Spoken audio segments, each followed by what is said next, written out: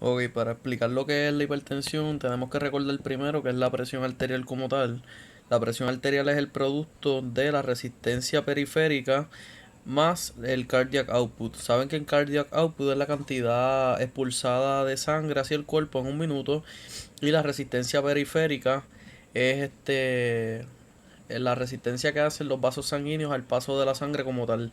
El cardiac output saben que puede aumentar tanto por un aumento en el heart rate o en el stroke volume, y la resistencia periférica puede verse afectada por la viscosidad de la sangre o alguna obstrucción dentro de la arteria como tal, como lo es la enfermedad de las arterias coronarias, que saben que la arteria pues se va tapando por grasa y depósitos. Un aumento en cualquiera de las dos va a hacer que aumente la presión arterial de la persona. Un aumento en la presión arterial como tal se puede deber a diversos factores, muchos factores.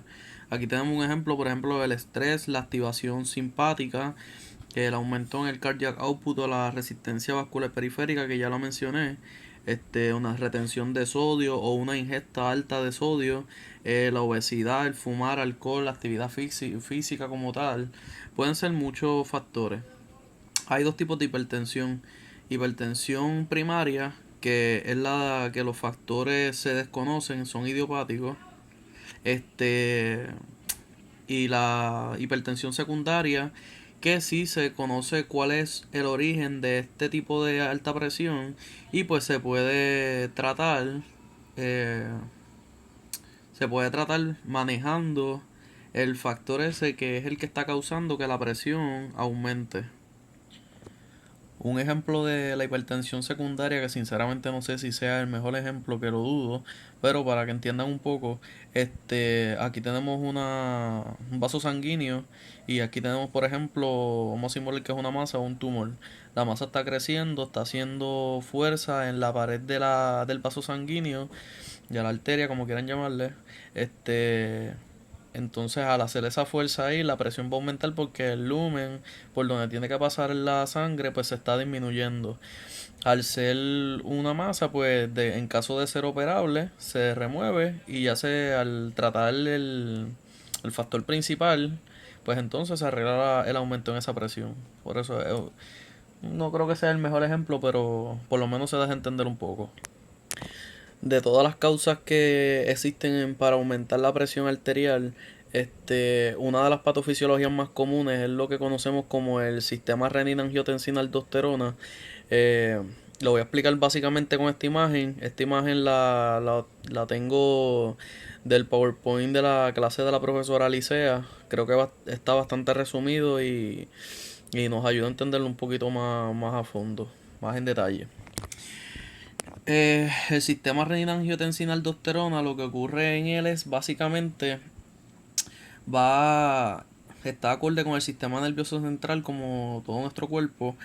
Eh, el sistema nervioso central reconoce que algo está mal y activa el sistema renina-angiotensina-aldosterona. Cuando el sistema nervioso central reconoce que hay una deshidratación, deficiencia en sodio, que lo que hace es que mantiene nuestros líquidos dentro del cuerpo, los absorbe, funciona como un carrito de almacenaje, o hay una hemorragia, se pierde líquido. Al perder líquido va a haber un drop o una caída en la presión arterial, por ende ahí el cuerpo empieza a actuar. Las células del riñón, conocidas como las yuxtaglomerulares, van a hacer que aumente renina.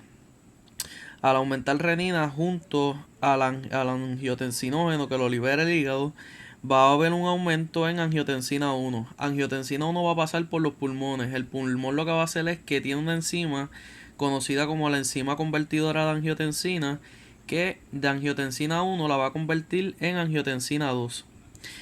Angiotensina 2 es un vasoconstrictor, eh, por ende al hacer la vasoconstricción en las arteriolas, pues ya ahí va a ocurrir un aumento en la presión. Adicional a eso, él actúa en la corteza adrenal, en el riñón como tal, lo cual provoca que aumente aldosterona. ¿Qué ocurre con aldosterona? Aldosterona en los riñones aumenta el sodio como tal y la reabsorción de agua. O sea, la reabsorción de agua y sodio es lo que va a realizar la aldosterona. Y también va a aumentar la secreción del potasio y el hidrógeno en orina, lo que va a provocar que aumente el volumen de líquido y por consiguiente aumenta nuevamente la presión arterial. Y disculpen que al empezar a explicar la imagen, dije que era una patofisiología y es todo lo contrario.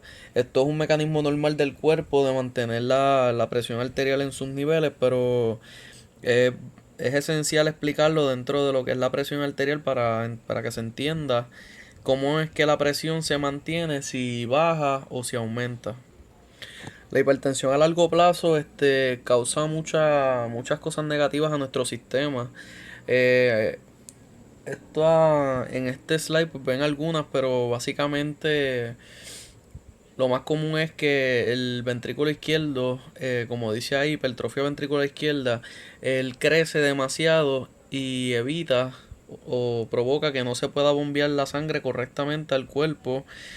Puede causar aneurismas, que aquí no está, pero la presión aumentada puede dañar las paredes de los vasos sanguíneos y provocar abultamientos que son bien peligrosos para la salud humana, porque puede causar la muerte en caso de que un aneurisma se rompa, ocurra una hemorragia y la persona puede fallecer, y causa muchos problemas a nuestra salud como tal.